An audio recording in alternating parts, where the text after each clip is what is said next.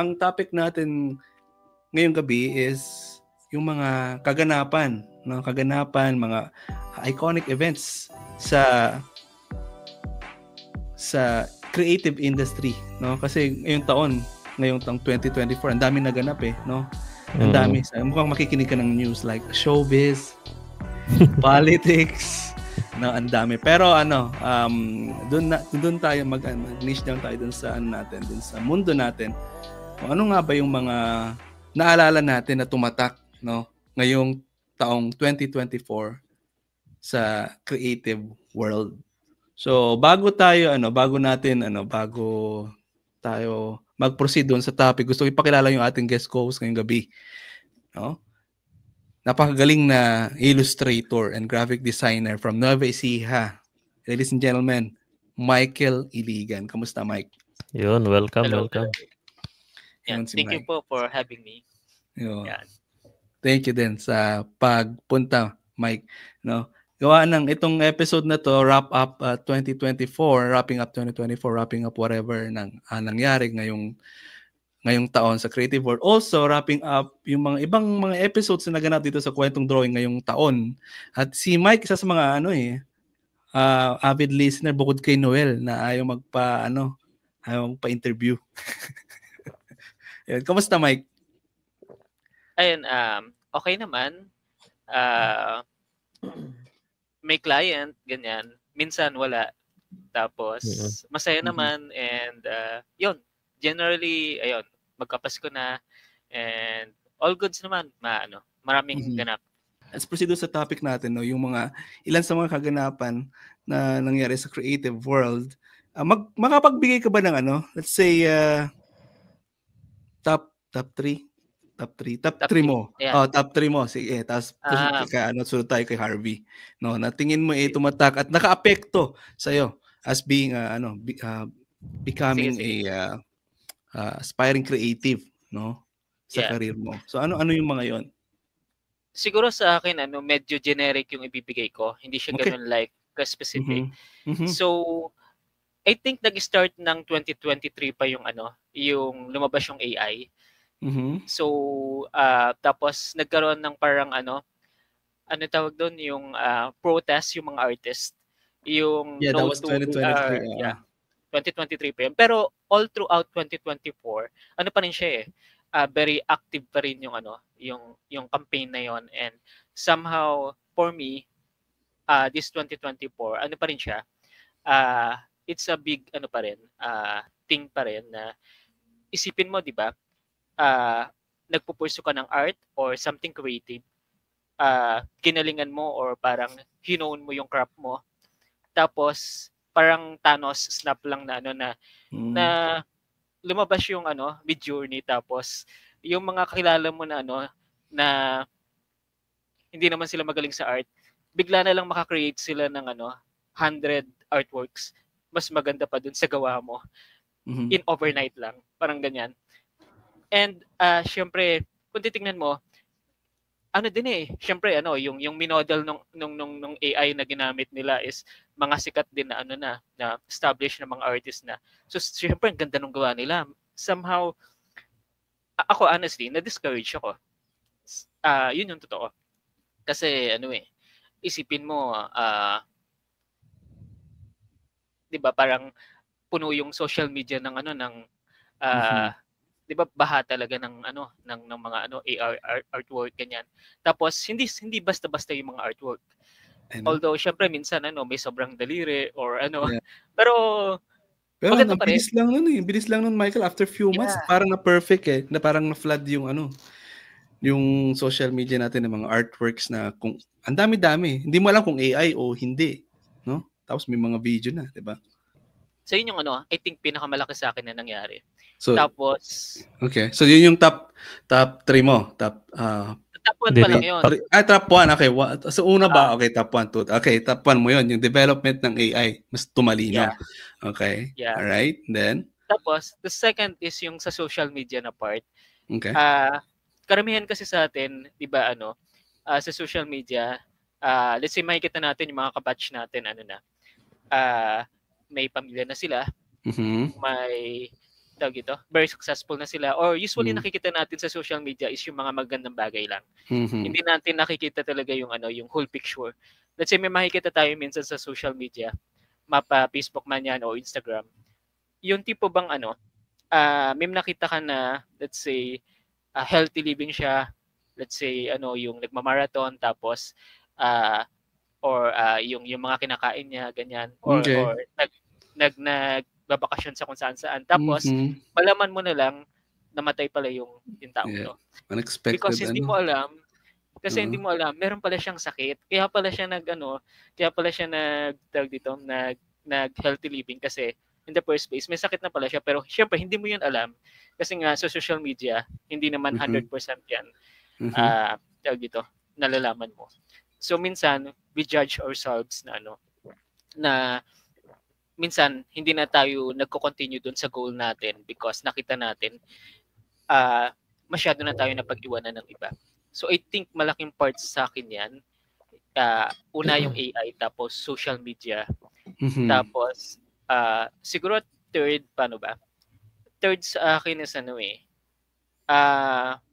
mas pinili ko yung yung medyo personal kasi sa akin kaya hindi siya yung mga recent events, pero I think makapag-contribute din naman ako mamaya doon sa mga yung mga sikat talaga na mga pangyayari na So sa akin mas pinili ko yung practical kesa dun sa passion.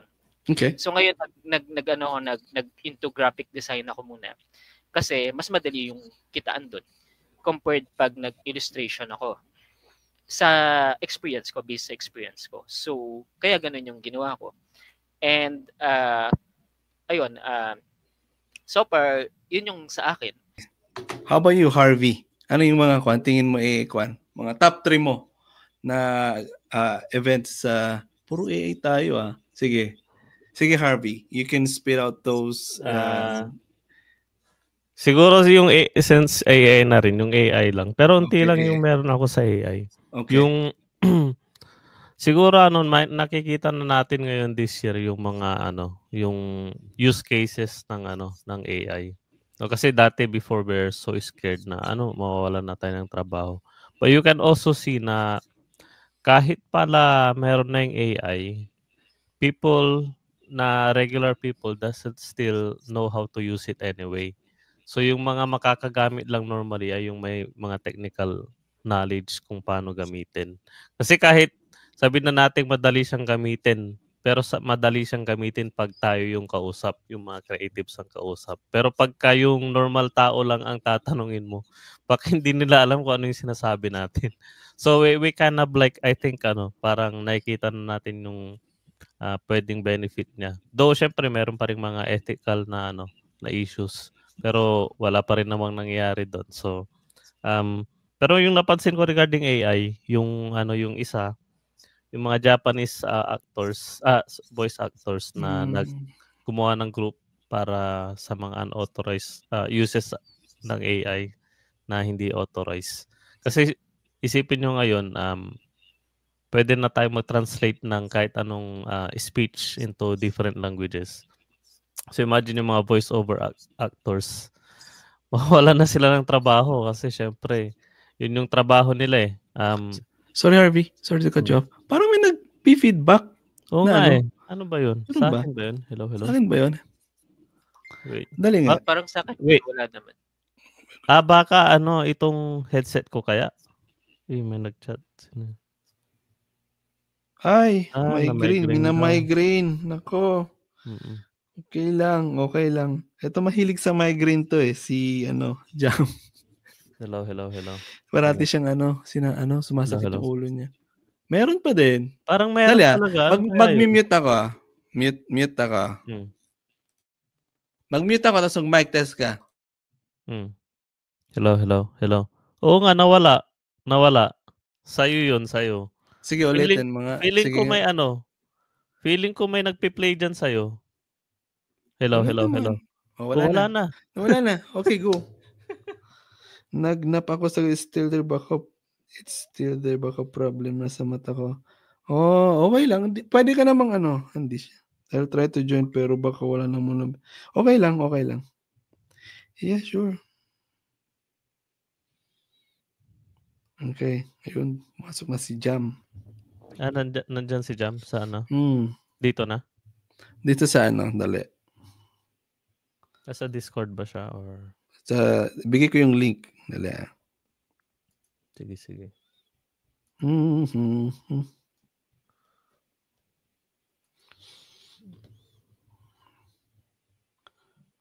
Saan na yun eh? Ayun. Binigay na ni Mike. Kinapin niya na eh. Yung Mike eh. Yun. Anyway, yun. Sige. Antayin natin siya po kapasok. Sige, antayin natin siya. Okay. Carry on. Hindi, pwede mo ng ano. Sige, yung sa voice actors na napepeke. Oo. Hindi na, I mean, hindi na pipeke lang. Parang madali na siyang i-translate ngayon eh. Kasi meron na nga mga ibang software na ano eh. Parang bibigay mo na lang yung ano mo, yung video Boses mo. mo. No? Pati magsisync na rin yung video, right? So, I think sa ano yun eh, Harvey, sa CapCut, meron yung ma-mic test ka, may sasabihin kang few words. Tapos, kahit ano nang isulat mong ano, lyrics or script, kaya niya nang banggitin. Try ko minsan eh, pero alam ko kung gumana. Parang, alam ko, ganun yung ano, yung process. But I don't know ngayon kung gaano na mas ka-advance. I think isasabi mo yung sa Avatar yata yun. Yung magta-type ka ng something, tapos pipili ka ng tao, tapos yung tao na ang magsasalita. Mahusay din yun. Pero mahusay din yung isa, yung meron ka ng existing na video, tapos yung lips mo, syempre kunwari English yung sinasalita mo, gagawin mong Spanish, di ba hindi siya sync? Yun, mapapalitan rin yung ano, yung pati yung bibig mo, Oh. papalitan niya ng ano, wow. So, yun yung medyo scary nga kasi pwede silang mawala ng trabaho or yung ginawa nilang group, against sila sa ano, yung hindi authorized na paggamit. Pero syempre, may mga pasaway dyan, panigurado, na gagamit. Kaya sasabihin nilang ano. So, ano na yung top 1 mo ulit? Top 1 mo yung... Yung sa AI rin. Sa AI rin to. Okay. Oo. Yung about sa nakikita na natin yung mga use cases at saka mga cons pa rin. Yung dati pa rin. Pero yung use cases na kasi ngayon medyo magaganda na yung mga use cases na rin eh. Dati iniiwasan talaga natin yung AI. Pero ngayon tignan mo pagka kunwari sa video editing, especially sa mga nagpa-podcast ng long form, especially sa mga English speaker, kunwari may long form video ka ng 1 oras, mag-upload ka sa isang website for shorts. Ititrim na yun into like 10 to 20 videos na pwede mong i-edit or diba? diba? Bilis na, diba? Compared kung gagawa ka dati nun, especially sa small content creator ka, na kailangan mo ng video editor para gawin yun or mano-mano mo siyang gagawin, like probably 5 hours, 6 hours or whatever. Yun lang in within few minutes siguro meron na. Also, so ito parang pros to, no? Yung kanina cons yung sa yung sa boses. Tapos yung pangatlo mo. Yung sa una lang yun, sa una AI lang pa yun lang. eh. AI pa lang yun. Sige. Okay, that's AI. All right. Ito naman yung yung about sa mga acquisition ng iba-ibang company, no? Okay. So una na dito ay yung yung pag-acquire ni Canva ng Leonardo AI, which is alam naman natin si Leonardo AI isang image generator. And recently this year, binili na ni Canva, no? And I don't know for many people kung alam nila, but Canva also owns Pixels, yung free stock photos and videos Pexel? Yung ba yung Pexels o Pixels? Pexels yun. Okay, PEXELs. Sa kanila rin pala yun. Di ko rin alam dati. Tapos nung na-research ko, sa kanila rin pala yun. So, slowly, nakikita natin yung collaboration ng iba-ibang company or acquisition ng ibang company. Ito pa, bukod kay Leonardo AI, kinuha rin niya si Affinity Serif, yung may-ari ng Affinity Designer, Affinity Photo, Affinity, ano ba yung isa? Publisher. So nakikita natin na merong tina-target yung Canva, tina-target nila sa Adobe, and we can we can only expect better software in the next year. Kasi tingnan mo, si Canva, dati ano lang siya, parang pang social media. Pero ngayon, kinuha na rin niya si Affinity for professional software. And si Leonardo AI, hindi rin siya napag-iwanan dahil image generation naman ng AI. So imagine guys, kunwari, Canva na merong though meron na siyang image generation ngayon sa software niya. Pero imagine na mas matindi yung models na ginamit and mas professional. Kunwari pupunta ka ng Affinity software like Designer or Photo, meron ka ng stock images like pixels, nandun na rin yung mga icons, and then also meron ka pang image generation ng AI. So parang magiging all-in-one siya na kasi pag sa Adobe, hindi ko alam, marami akong issue ngayon kay Adobe dahil for example, gusto mong gumawa ng graphics, kailangan mo pang lumabas ng Adobe software para lang makagamit ng kunwari stocks. Pupunta ka pa ng Adobe stocks para gumamit ng photo. Pero imagine kung implemented na mismo doon sa isang software yung lahat ng kailangan mo, kagaya ng Canva, di ba? Kaya madali siyang gamitin dahil nandun na lahat ng kailangan mo. Icons, pictures, nandun na. Diba? So yun, bukod doon sa Canva na acquisition, meron pang isa na nag-acquire. Meron pa, Canva, Pexels, Affinity, Leonardo. May in-acquire pa sila? Hindi, wala na. Ibang company naman to. Ibang company naman to. Okay. Ito medyo may potential din to at mabigat yung potential na to. Si Apple. Si Apple in-acquire niya si Pixelmator. I think Pixelmator is similar to I think parang Lightroom or Photoshop, something like that. So makikita mo na yung nakikita ko na yung future na mas matindi yung competition sa creative industry softwares. Kasi tingnan mo, hindi yan acquire ni Apple kung wala siyang planong palakihin yung software na yon. Ngayon currently ang meron silang software is Final Cut, which is counterpart ng Premiere, Adobe Premiere. Meron din siyang Logic Pro. I think it's like a parang software para sa musicians and recordings. Tsaka meron din siyang Motion, which is parang After Effects nila. Tapos ito, may in-acquire silang Pixelmator. So imagine guys, kung nag-launch si Apple ng event na dedicated sa kanilang mga creative tools. So medyo para na siyang naging Adobe Max kung familiar kayo, parang conference about their softwares and features. Especially may AI, panigurado maraming ilalabas tong si Apple. And napansin naman natin na pag sinabing Apple, talagang may quality yung nila. May quality yung ilalabas nila for sure. And sa kanilang bagong mga silicon chips like MacBooks M4, mas makikita natin mga use cases nun. Yung lastly, yung about sa marami tayong napansin na nag-rebrand or nagpalit ng logo. Okay.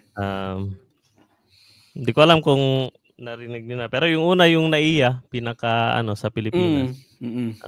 Pero yung Padcore, ngayon din ba yun? Yung Pagcore? Oh, this year. Yeah. This year din ba yun? Oo. Ayun, Pagcore. Jaguar, hindi ko alam kung napansin nyo. Ang dami. Nagpa-follow kayo ng page. Joke lang. Jaguar, yung ginawa, yun ang hindi ko alam kung effective or siguro effective sa kanila, pinag-aralan na nila kung ano yung magiging itsura ng mga advertisements nila o yung mga marketing nila. Yung sa akin siguro, ano ba nilagay ko doon? Yung first na pinaka naalala ko is yung pangalan. Saan talaga na wala. Yun sa yung event sa BGC. I'm not gonna say if anong museum na yun. Pero yun nga, meron silang pa-event na parang they tried to monetize it. Tapos parang pinulis nila yon when in truth yung actual essence ng artist na yon is parang very opposite nung gusto nila mangyari. So yun, parang they try to monetize it. Tapos hindi pa siya unauthorized event under dun sa artist na yun. So people were asking na ano nangyari, bakit pinapabayaran tapos hindi pala siya authorized. Ayun, so hindi ko na masyado i-explain yung pagdating din sa part na sino. Parang ano ba yan, Jam? Art theft? Parang art theft ang nangyari? I don't want to say na art theft. Okay. Pero siya yun, hindi siya authorized na event. Without consent. Oo, pero ginamit yung gawa without consent. Ganon, hindi, yung parang pinaka-name ng artist. Without crediting the artist. Hindi naman without crediting. Parang ginamit nila yung name ng artist na, ito si okay. we're creating an exhibit for this artist. Tapos ang pwede lang na parang sa event nila, pwede lang na mag-paint yata or something dun sa walls nila is yung mga nagbayad yata yun or something. Parang ganun yung naalala. Okay, alright. Matagal na siya, so I can't remember ibang details. Pero yun, yung nung Sige. parang naka-hint dun sa idea was yun, hosting an unauthorized event. Pwede mo naman pangalanan dyan, hindi naman natin pwede natin i-bleep. I-bleep? Sige, i-bleep. I-bleep na. You guys know yung yun. Yung kay parang narinig ko na yung pangalan na. If you don't mind, Jam, sino nga ba yun? Hindi ako familiar eh. Yeah. Actually, he's, ang tawag dito, street artist and political activist siya. Yun. Street artist. Yun, yung yung pinaka-essence ng art niya was, political activism, street art. So, yun, parang ginagawa nilang premium event wherein, siya, otherwise siya. So, yun ang medyo weird lang. Pero pumunta ba talaga? Di ba yun? International artist yun? Hindi. Actually, hindi. Kasi unauthorized nga siya. So, people were trying to email if approved ba siya nung team nila. Which is, sabi, hindi daw. So, anong museum to? Jam? Flip na. Flip naman natin to eh. Hindi naman naka-live to. Wala. Hindi talaga. Hindi siya naka-live. Okay. Sige. Sure. Parang naka-live yan. Joke lang. Hindi. Joke lang. Siya? So, yun. Okay. Sa BGC. Bigat to. Malaking to Okay. Yun nga. So, ang daming na-stress. So, ayun. Naku, may nag-like doon sa sinabi mo, Jam. May nag-heart. Joke lang. Tapos, yes. Tapos, yung next naman is yung, yung, i-blip na lang natin din yung name nito. Yeah, i-blip natin mall, to. If you guys don't know, kasi may netizen na nakakuha ng picture. The picture niya yung parang poster sa cinema. Nung upcoming movies na ipapakita or currently showing dun sa isang branch. Tapos nakita nila si Moana, Preggy. Akala ko dyan, lang, pinotoshop lang, tapos pinost sa social media. Saan yun? Hindi ko nakita yun Pero yun nga, I'm not sure if totoo siya kasi pinost siya ng netizen eh. Parang medyo medyo malabo pa siya eh. So parang totoo, 'di ba? Oo, so medyo impossible na inedit siya with that kind of quality. Sabi daw parang very weird coming from a big brand, especially yung Ayala Malls na. So, yun, parang ginamitan daw ng generative AI para ma-produce yung poster. Tapos they've been questioning nga yung credibility nung so sabi parang alam mo yun, yung malaking brand Disney tapos mamadaliin mo i-generative AI mo. Hindi ka ba nagbayad ng license or want to use yung nila actual poster nila? Pero alam mo Jam, minsan hindi mo na rin alam kung anong goal talaga nila. Malay mo sa mundo natin ngayon, yung mundo ng kung ano yung uso ipapost, mundo ng trending, ganyan. Baka pinost lang for marketing, di ba? Para sumikat, ganyan, di ba? Pero ang weird nun, kasi imaginein mo yun, under ka ng tapos, ang lalagyan mo pa ng ano is Disney. So, medyo magkaka-copyright infringement or magkaka-problems with with yun nga, yung royalty or something, kung ano man yung tawag nila dun sa Kasi it's weird din lang. Parang sabi nga namin uy, na-dethrone na yung SM. Kasi recently, sa SM meron din dati.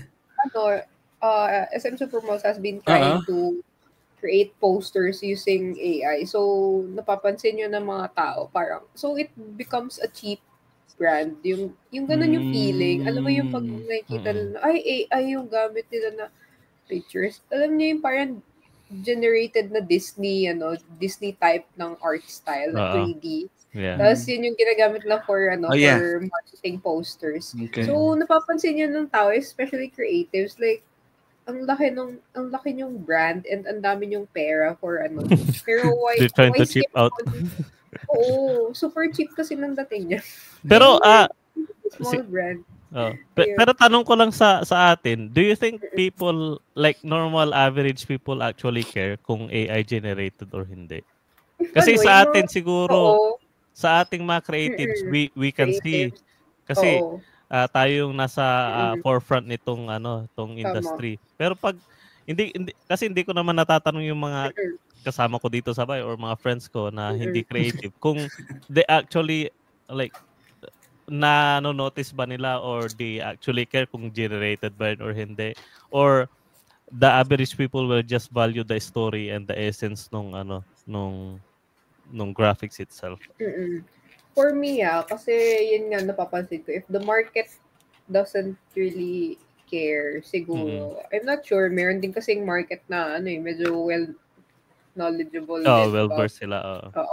Well-versed about those kind of stuff. So, parang magkaka-feel ka na hindi masyadong genuine or authentic. Tapos yung third one siguro is yung ano ba to? Yung logo na NAIA. Ito, huwag yung NAIA, no? Alam naman na natin, di ba? Actually, maganda siya. Hindi siya mukhang cheap, hindi siya mukhang rush or what. I think, yun. Mukha siyang, it's very decent, tapos very, very NAIA yung dating. Yun lang, masasabi ko sa NAIA. Other than that, yung service nila, wag na lang. Huwag na lang natin pag-usapan. Kasi yun nga. Mainit ba? Kasi, pumunta ka ba ng NAIA at walang aircon? Naluto ka ba sa loob? Actually, kasi, di ba last time, Singapore kami. So, tutuwa kami. Ganda ng Changi, ganyan.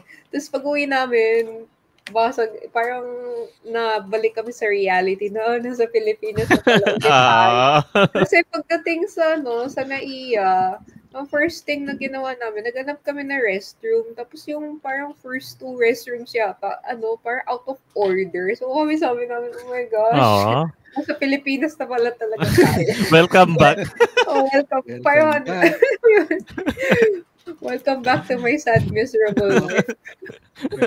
Kinumpara mo pa naman ng isa sa Singapore? mga magandang airport ng mundo, Singapore. Kaya siguro na-shock ka nyari. Na na-stress ako noon kasi yung babae na nasa unahan ng pila namin, kasi nakapila kami for restroom, nakahanap na kami ng restroom. I think foreigner siya kasi kumuha siya ng water sa tap ng restroom na NAIA. So, na-stress ako. Sabi ko, hindi ko naman siya makakausap kasi ang bilis na niyang pumasok doon sa restroom. Tapos, ako na yung next doon sa pila. So, na-restroom na din ako. So, sabi ko, hindi ko na nasabihan si ate, girl. So, ikaw, John Vic, ano bang top 3 mo? Okay, ito sinulat niyo yung sa inyo. Sinulat ko din yung sa akin. Bukod sa mga ano ba? Top 3 ko siguro, ito generalized ko na yung top 1. Yung una ko, being hindi lang sa natin, mundo ng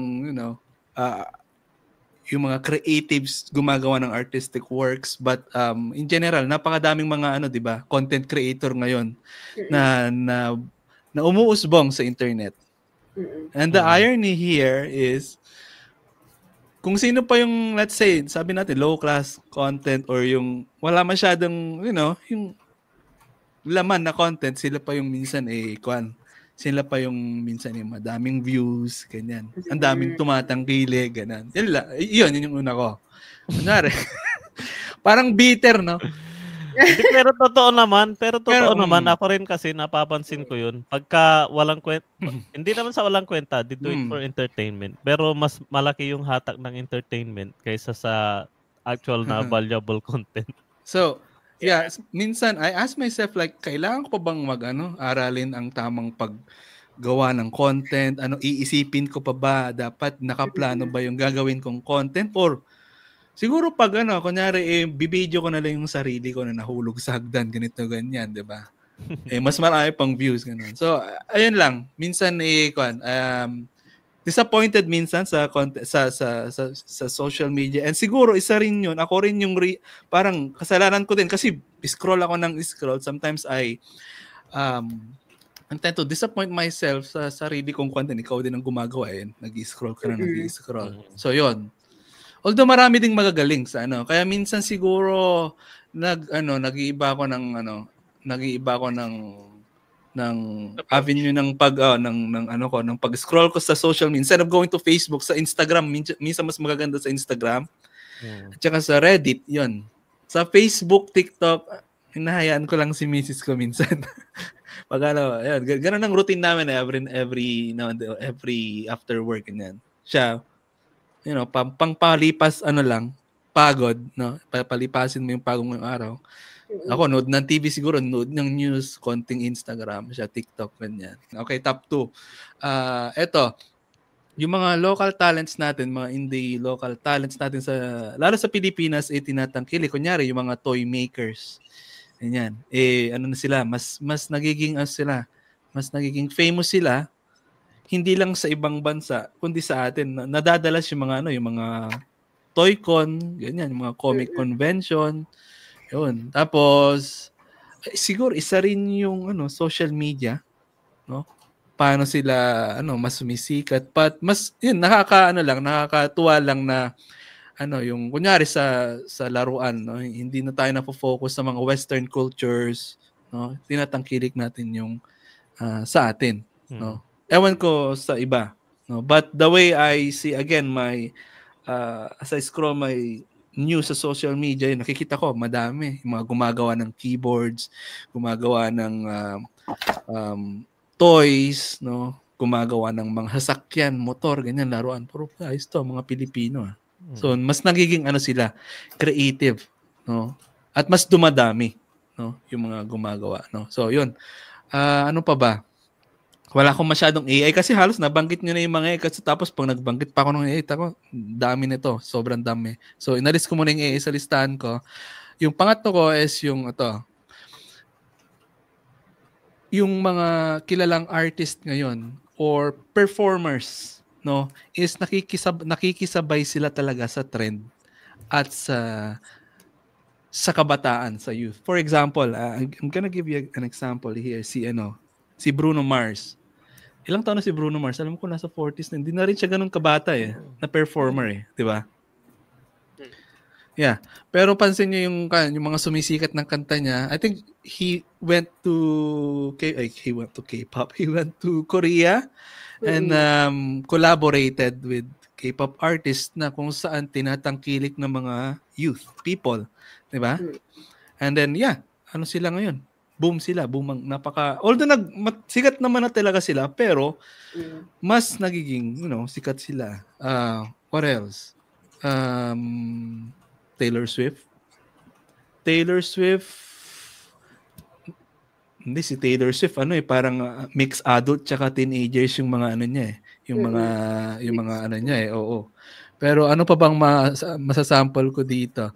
Yung mga let's say, content creators na yung mga artista, ganyan, no? So from their current yung previous career nila, nag-branch out sila to nakiki-collab sila doon sa mga vloggers, yung mga kilalang mga batang mga vloggers kasi andun yung or influencers, sorry.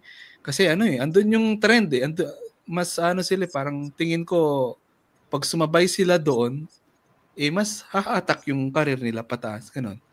So, yun, nasabi rin ni Harvey kanina, parang joining force, no? I think yun yung yung parang naging nakita nating future ng ng industry, yung collaboration. Kasi parang nadodouble yung nila, yung marketing nila pagka nagkikipag-join force sila. Tsaka tingnan nyo, may marami ring nag-join. Kunwari mga crossover sa anime. For example, si Ninja Turtles and Naruto, ganun. Or basta may mga nag-join. Parang ngayon lang din nag-collab si Samsung and Sonic the Hedgehog. Parang gano'n, ang daming parang tag dito nagsama-sama para mas siguro tinatap nila yung ibang industry siguro tinatap nila. Kasi kunwari si Samsung ba't makikipag-join kay Sega. Naging pero nakikita natin na meron silang tinatarget na ibang market. Kasi kunwari kung ang tinatarget mo lang ay content creator, meron ka palang gaming na pwedeng puntahan. So, ganun siguro. Gusto nila mag sa ibang market. So, yun lang yung aking top 3. So, yung mga content na hindi mo inaasahan na may content pala, mas marami pang kung mga tumatangkilik, kanya mas maraming fans. And then, in the local talents and products being supported by locals. And then, creatives, artists creatives trying to get along with the trend and the youth. May pwede ba kayo example dun sa una? Yung yung parang hindi mo akalain na magte-trending. May example ba, no? Lipat ba yung camera dyan, Vic? Yan. Kunyari yung mga siguro, I don't want to be hindi naman ako bitter kasi natutuwa rin naman talaga ako pag pinapanood ko sila. I mean, kunyari, anong tawag dito? For example, sa side natin as creative,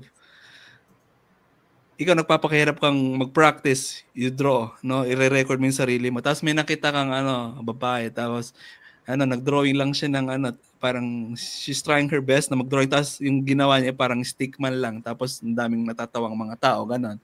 So, yun. Let's say hindi sa artistic side, gumawa siya ng content, like kumain lang siya ng suman. Foreigner na kumain ng suman sa Quiapo.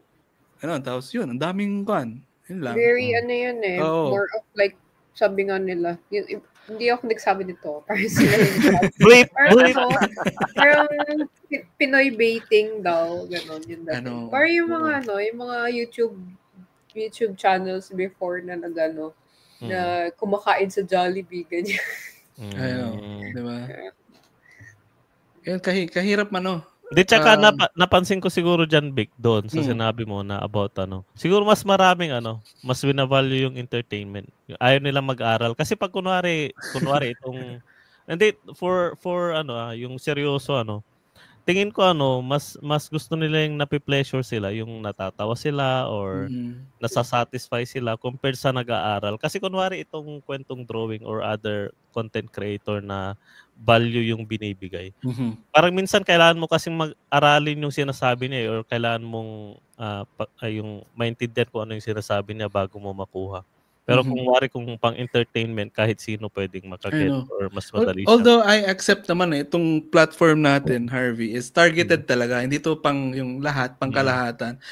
Although minsan naisip ko, yun nga, okay ang kitaan sa Meta. Meta bang tawag doon? Okay ang kitaan sa should I, lilipat na ba ako ng pagpo-post na ba ako ng kung ano-ano? Sasayaw na ba ako? Magti-TikTok na ba ako? Ganyan, di ba? Yan. Susunod ay wrapping up, let's say, ewan ko kung napakinggan ninyo na yung mga episodes ng Kwentong Drawing this 2024. No? Pero hindi ko sure, Jam, kung matandaan mo last year ata, or this year, opening episode ko ata si Jam, yung manifesting my creative wishes, no? Or goals, this, di ba? Siya bago na? New Year ba siya? Pag New Year? Oo, Jam, so ngayon, i-wrap up natin ang ang personal na kwan natin sa career natin, na ba? siguro top 3 din. Ang dami nating ganap sa buhay, sa personal natin. But kumusta Jam na yung goal na nabanggit mo ba may naikisan ba natin? Yung naman, yung sa akin naman, siguro this year? In progress pa din. Yung isa kong nasa checklist nun, yung sabi ko, yung streamline ko yung yung process ko. Nice. Streamline ko siya, pero yun, still in progress. Since ako, working out, okay. Oo. I had problems with consistency kasi very spontaneous din ako na person and yun nga, yung mga mental health challenges natin. Okay, It contributes with yung pagiging inconsistent. Consistency, So, pag kasi may routine, parang naiinip ako sobra. Like, parang, ayoko nang ganito, gusto ko ng panibago na namang routine. With kaya sa akin, parang, minsan may time na hindi ako consistent with yung processes ko sa business ko. So, yun. Yun yung struggle ka as a person. Pero, yun, nag-start naman ako in 2012 naman. It's going well, pero meron pa rin mga challenges syempre as usual na na-experience. Tapos yung yung sabi ko, hindi ko na maalala yun. Streamlining the business, tapos business. Taking care of your self, physically, emotionally, Tapos pansin ko Jam ngayong taon ata, sakitin ka ha. Oo nga, kamusta ka na Jam? Kamusta ka ba Jam? Yun nga, sakit. Sakiting bata. Ayun. Okay naman. Kaso yun nga lang, may times sa kagaya ngayon. Sa ulo ko. Tapos nagtutwitch pa yung mata ko. Sabi ko, ano to? Sabi daw, pag gano'n, nakakain ka ng bulok na mangga. Hindi ko ano ba? Wala pa nga nakakain nakalulo ng buto. Pero overall, kumusta ka naman? Parang okay naman. Okay naman, Yun, magastos pa din, as usual. Magastos pa rin. Lalo ngayon, Christmas, kailangan mo Kailangan mong gumastos Kailangan, necessity. Parang naging na lang siya. Ang tawag doon? Parang very centered sa paggastos. Meron nga yung sa if you guys have GCash siguro. Napansin nyo ba na merong mga parang GCash wrapped na parang sa akin di pa lumalabas siya. Pero last year... Regalo? Hindi, more of parang Spotify wrapped. Kung magkano okay. Oh, really? So, yun. Last year, naalala ko may ganun yung GCash. Pero hindi ko lang alam ngayon kung kung meron. Kung binalik ba nila yun. Pero ang funny kasi, yun nga, makikita mo magkano nagastos mo throughout the year. Oh, that's good. Ano yung pinakamalaki mong gastos. Diba? Tapos sabi ko, I don't need this negativity in my life. Ayoko nang maalala kung ano yung pinaggagastusan ko. Parang pinipikit na lang natin yung mata natin, no? Parang dito rin sa amin kasi, pagka nakikita ni bangko mo na na you're spending way too much. Sabihin niya nagagastos ka against your budget, ang dami mong binibili, sabi niya. Nire-remind ka na, as in notification yung sa phone mo, hindi siya yung kunwari i-open mo pa yung bank. So itong notification. I-email ka na niya. Okay lang naman if yung gastos mo is personal na, alam mo yun, yung mga needs mo, yung daily spending mo. Pero if yung daily spending mo includes yung luho mo, parang mapapasabi ka na. Ano ba yung masasabi mong luho mo ngayon na parang nagigit ka dyan na pagkain? Toys? Toys? Madami siguro. Madami. Yun yung mahirap sa akin Parang kasi diba usually, to make siguro, yung best decision with yung finance mo. Ang pinaka-advice nila dyan is spend on something you really like. Tapos skip on something na it's not that important with you. Ako kasi, wala kung gusto ko, sige, gastos. Yun basta cute na Pokemon, ganyan. Pokemon. Sakit yung lalagyan, ganyan. At least yung feeling na fulfill mo yung sarili mo dahil nabili mo yung gusto mo, which is sa iba siguro Waste of money. Waste of money or ano, ibang dating, no? Diba? Kaso may time talaga na yung masaya ka na check out mo. Yeah, diba? Masaya ka. Excited ka na padating na. So, excited ka na din na buksan. Tapos after buksan, after 5 minutes, buyer's remorse ka na. So, maghanap ka ulit ng bagong bibilhin. Oo, yun. Yung tawag, consumerism, anong tawag doon? Oo. But anyways, deserve natin yun, sabi nga. Yeah. Of course. Tuyo na lang ang ulam, guys. Okay, yun. Ayun, so yun. Ano na yung una ni Jam. So, streamline the business, working on it. Tapos, yung taking care of yourself. Yun. Tapos, yung budgetary something, no? Yung about sa pag-spend, no? Ano ba? Sino susunod? Okay, si Michael. Ipakinggan natin ang top 3 sa kaganapan ng buhay ni Mike. Top 3 ba, no? Top 3 ba last year or yung this year na lang. Kaganapan, wrap up this year. Okay, wrap up nga pala.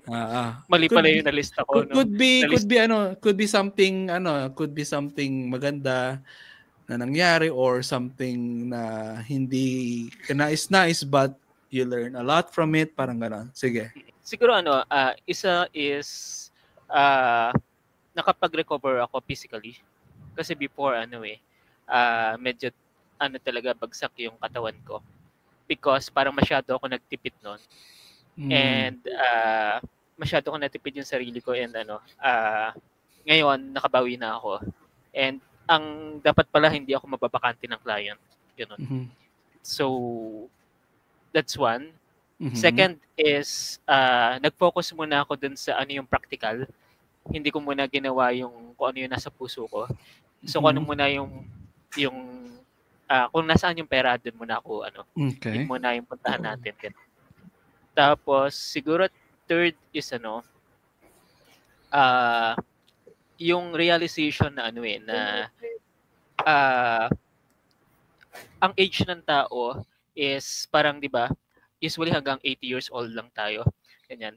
Yung parang yung create yung gumawa ng Dragon Ball, 'di ba? Parang parang 'di ba parang this year lang din siya ilang years old na siya nung namatay siya? Parang matanda na rin 70 something or 80 something. Pero parang 80 something, diba? Google natin. 68 lang siya. 68. Oo. Wow, di ba bata pa. Sabihin natin 70. Kunwari let's say 70, no. Pero usually talaga yung buhay ng tao is like maswerte na kung abot ka ng 80 years old. Ngayon na ako, 36 na ako. Malapit na ako sa half ng buhay ko and wala pa ako masyadong nararating. And ito yung part, siguro midlife crisis tawag dito kasi malapit na rin So ito yung part na ang reality is we don't have time talaga. Medyo illusion kasi na may time pa tayo, hindi tayo nagmamadali or what. Pero syempre gusto ko rin i-balance na wag naman din masyadong matakot na baka mamaya sobrahan mo naman yung pagtatrabaho or parang ganun. Lang din, parang gusto ko ma-realize na kailangan ko ayusin yung buhay ko. Alam mo yun, parang for example, kailangan ko ba mag-consistent na 6-figure yung month earning ko, ganyan, para ma-achieve ko yung certain goals ko. I mean, kailangan ko na ayusin yung buhay ko kasi malapit na ako mag-40 and hindi mo alam yan kasi biglang lang yan, pwede ka matanos, di ba? Michael, sorry to cut you off. Meron ka na bang family, wife and kids? Wala pa. Kasi bakit pa pinag-isipan? Hindi, may explanation daw kasi explanation. May dugtong pa jam ko naman gusto ko establish muna ako financially before ko pasukin yung relationship. Napakaswerte. So, I think maraming ganyan no 90s. Or I think early, so. Kaya marami kaya maraming kabataan ngayon din late na mag-relationship. I think Kasi na born yata tayo doon sa ano yung tayo yung wag kang mag-asawa ng yung bata ka pa. Yun yung yun yata oh, 'di ba? 'Di ba yun yung natatak sa atin. So I feel like ganun. Pati rin kasi ako ganun. So tapos ngayon hinahabol na ng ngayon parang ngayon Christmas na naman, tatanungin ka na naman. So Michael, maganda ka na. Okay. Basta siguro sa akin target ko by age 40 siguro at least either kinasal na ako or first baby na, something like that. So parang kahit pa paano may tinitignan na ako na target. Okay. Alright. RV, top 3?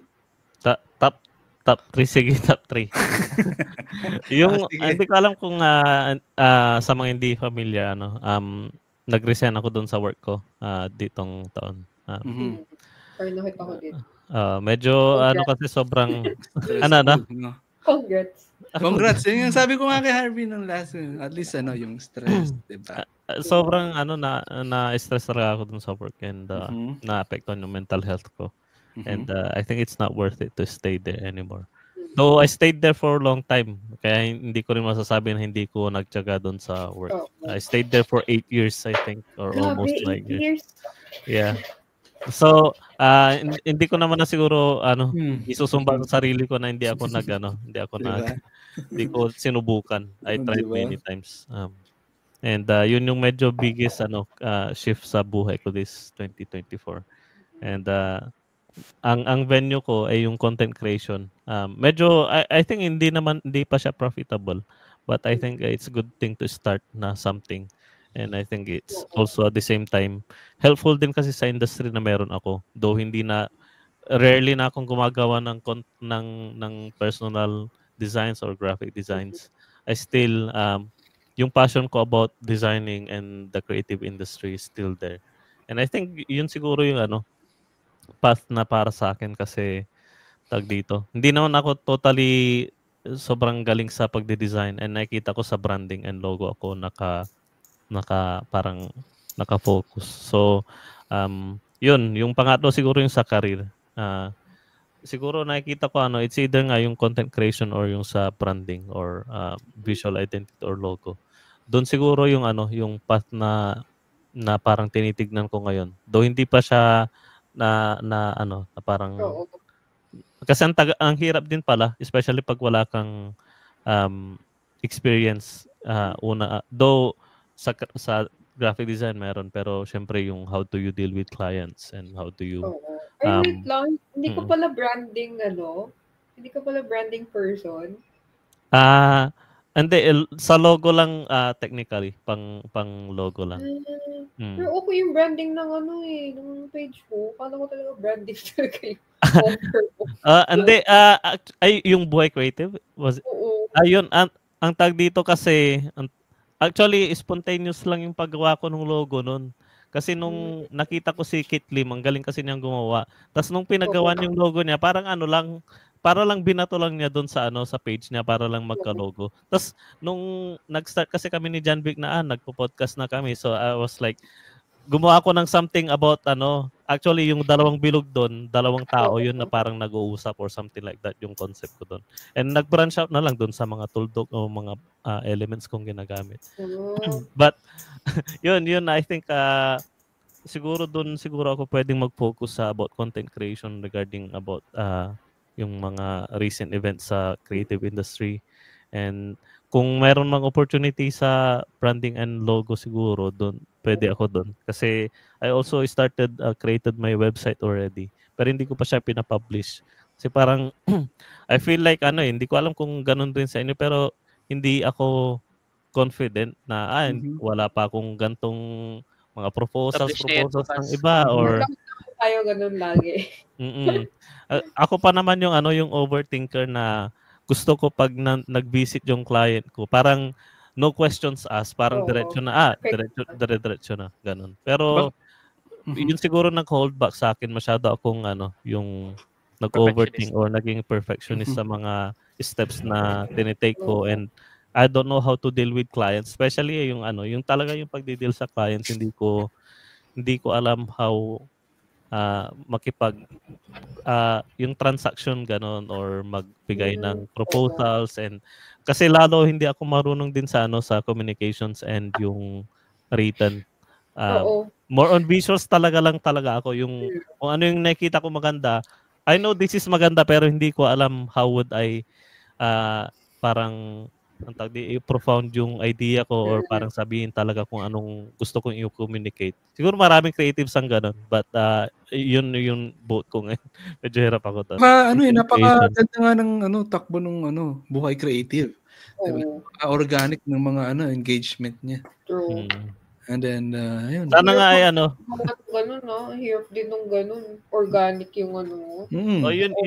Yun yung parang yun yung mga ini-aim ko kasi na gusto kong mag-grow yung channel ko na na slowly pero yung mga nagpo-follow ay genuine para at least meron kang word of mouth and hindi ka nagre-rely sa algorithm and stuff. Siguro yun na, I don't know. Hopefully in the future mas lumaki yung buhay creative and we can make a community na talagang they value the creative industry. Ganap po ngayong taon sa unang-una sa kwentong drawing hindi masyadong madami yung episodes compared dati sa last year. Nakita ko binigyan ako ng Spotify wrap up. Binigyan niya ako lang pag yung linya ko yung papababa tapos pa-fluctuate ganyan. Pero alam ko yun na hindi hindi consistent gawa ng So first quarter ng taon, alam ko nakakapag-record ako pero I think madami akong medyo parang ang daming personal things na nangyari. First off, yung gawa ng dito sa abroad uso pa rin yung nang tawag dito Harvey, yung layoffs ganyan. Yung yung mga naluluging company ganyan. So yun, isa ako sa mga nabiyayaan ng ganung sitwasyon, naging unemployed ako for how many months. But so yun, I did my best na kahit ganun inalagaan ko yung aking mental health, yung aking health, physically, emotionally, kasi nakakabaliw yun. I mean, nandun ako sa time na hindi naman ganun mahirap kasi dito lalo sa abroad guys, mahirap makipagsabayan nang wala kang trabaho talaga. No, so sana kukuha ng ganito. Although the government will kind of support you, pero hindi naman ako sanay sa ganun May mga ibang tao dito abusive. Abusive masyado sa government but hindi kami yung ganun. So, yun. Eventually like after 3 or 4 months nakaharap naman ako Pero those times napaka nun sa akin, critical nun para sa akin. Kaya isa ang podcast sa naging sa nakatulong sa akin na may mga nakausap ako. So for those 3-4 months may mga episode ako I think mga 6 ata ganyan. So nagamit ko yung mga advices nila. Even yung mga previous episodes ko last year, nagamit ko yung mga pinakinggan ko yung mga episodes. So nagamit ko yung mga advices nila on how to deal with making yourself viral or making yourself more mas makita ka nila sa LinkedIn, ganito, ganyan. So, in-apply ko talaga. And then, those times, nakahanap ako ng time para aralin yung mga bagay na hindi ko naman ginagawa before. Because, sa kadahilan ng kailangan yun doon sa mga a-applyan kong trabaho. For example, I don't use AutoCAD, pero nag-crash course ako ng mga AutoCAD courses. Tapos ginamit ko siya as my credentials. Ayun. And eventually nakahanap naman. Dami na nun So tapos siguro pangalawa, ano bang pangalawa? Pero yung una dami ko nang nasabi, employment, nakahanap ng work, podcasting. Ito yung siguro.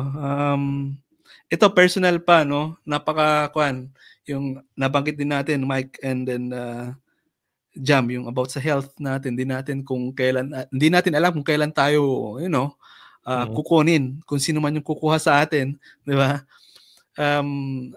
Sa family namin kasi namatayan kami ng 2 primary members, no? So, napakasakit nun para sa amin. Tapos, ayun, isa pa yun. And then dahil doon, kaya medyo laylo ako sa podcasting talaga. Hindi masyadong marami compare sa last year. I think this year, mga 10-12 lang. Yeah. So yun yung more on personal na ganap, kaya medyo laylo kami ni Harvey. Ang kagandahan nun, I mean, hindi ko sinabing maganda yung nangyari, no? Pero ang after nun, we have time to connect with our loved ones. Nung namatay yung father ni Jen, Mrs. ko, umuwi kami agad. Tapos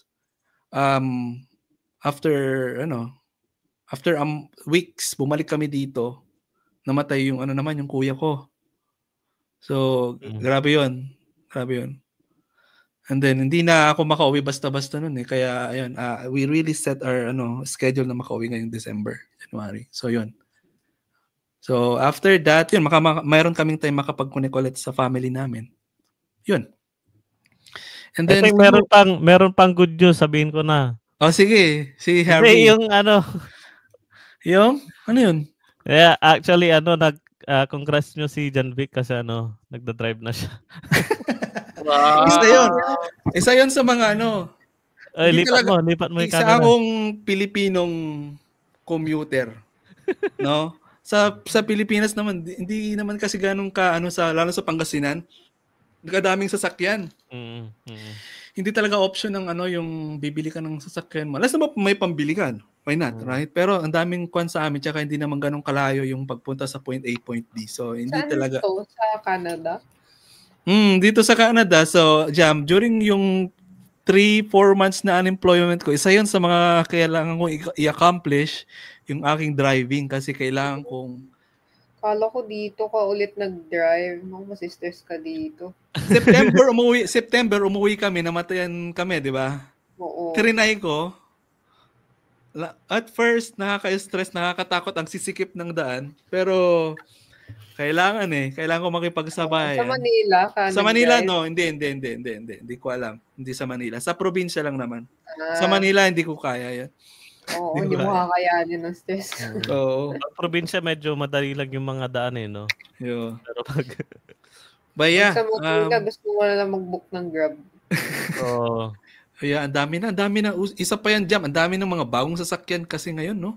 Dami ng pababa kasi ng pababa din yung yung parang amount kung yung down payment. See. Yeah. Ayun. So, yun. Accomplished naman yun. Thanks for mentioning that, Harvey, sa mga accomplishment ko talaga ngayon. Kasi, kailangan ko gawa ng malayo din yung aking pinagtatrabahuan dito sa aking sa bahay namin. Dati kasi I could walk from dito sa bahay doon sa trabaho ko siguro maximum 15 minutes, 15-20 minutes makakalakad ako. Nakapunta na ako sa work na hindi nag-i-spend ng 2 hours commute kasi pag nagbabas ako 2 hours. Ngayon lang. Okay. So, yun, sa susunod na topic natin, sana makasama ko ulit kayo guys, no? Lalo yung, another topic mo ulit to Jam, manifesting, no? 2025, no? At sana may maimbitahan pa tayong iba, At, but again, thank you, Michael, sa pagpunta. Michael and Jam, thank you so much. Kahit masakit ang ulo mo, ay pinilit mong magising. Nawala siya. Nawala na? Hindi, meron pa rin. Pero hindi na siya ganun kanting lala nung kanina. Basta wag mo lang isipin yung pagkor na ulit. Kaya kasalanan talaga ni Pagkor. Lahat na kay Pagkor no? And Harvey, thank you for always joining me sa ating podcast at More Power sa Buhay Creative. At kay Noel, kumusta? Yun, thank you sa'yo. Yun, iano ko siya. Ayun, si Noel, oh. Yun. Solid fan natin to. Top fan natin to. Top fan. Ayun. So, again, hope na malinis kung maganda itong episode na to at maraming mapulot yung ating mga blip. Yung mga blip. Nako, hanapin ko yung mga blip, no? Hindi ko na It's alright. Wala ka namang camera, Jam. Okay lang.